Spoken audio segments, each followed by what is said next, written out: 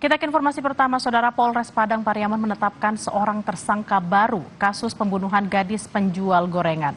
Pelaku diduga ikut membantu tersangka pembunuhan saat berstatus buron. Kasus pembunuhan gadis penjual gorengan di Padang Pariaman, Sumatera Barat, kini memasuki babak baru. Setelah menangkap pelaku utama, kini polisi menetapkan paman pelaku sebagai tersangka. Sang paman diduga membantu tersangka Indra Septiarman saat masih berstatus buron. Tak berhenti di sini, polisi hingga saat ini masih berupaya mengembangkan fakta baru dan mengungkap keterlibatan pihak lainnya selain paman tersangka yang ikut membantu tersangka utama saat berstatus buron. Paman tersangka diduga melakukan perintangan penyidikan. Pada saat ditemukannya jenazah korban NKS ini, kami langsung menerbitkan pemeriksaan saksi-saksi. Salah satunya tersangka IS yang kami cari. Namun MJ alias DN ini mendahului kami untuk menemui dan segera mengarahkan untuk pergi ataupun melarikan diri, Mas. Sehingga kami kesulitan selama 11 hari pencarian yang sudah kami lakukan kemarin. Sementara itu, polisi juga mengungkapkan hasil pemeriksaan forensik kasus kematian gadis penjual gorengan di Padang Pariaman, Sumatera Barat. Hasil pemeriksaan forensik menunjukkan temuan terkait dugaan kekerasan seksual yang dialami korban. Sementara memang baru satu ya pelaku itu. Dan memang kita masih menduga kuat saat ini dari kesaksian maupun pengakuan dan barang bukti yang dimiliki baru satu orang itu pelakunya. Pelaku tunggal, tapi kan kita kan tetap aja namanya mengembangkan, kan siapa tahu ada dugaan pelaku yang lain itu masih tetap kita lakukan. Sebelumnya, setelah sekian lama buron, tersangka utama ditangkap polisi hampir 2 pekan lalu di tempat persembunyiannya di sebuah rumah kosong di Korong Pasaga Lombang, Nagari Kayu Tanam, Sumatera Barat. Penangkapan berlangsung dramatis karena tersangka bersembunyi di loteng rumah.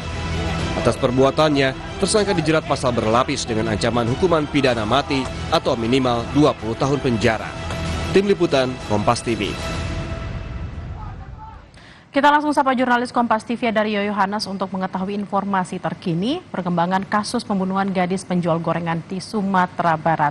Rio, apa saja pertimbangan polisi hingga akhirnya menetapkan paman tersangka utama sebagai tersangka?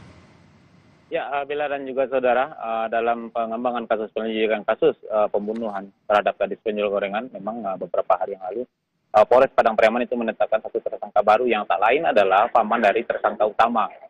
Ini berdasarkan karena dari hasil penyelidikan diketahui bahwasannya paman dari tersangka utama ini beberapa hari setelah ditemukannya jenazah korban itu sempat bertemu dengan tersangka utama dan meminta atau menganjurkan atau menyarankan kepada tersangka utama untuk segera kabur atau melarikan diri karena memang dia sedang dicari-cari oleh pihak kepolisian.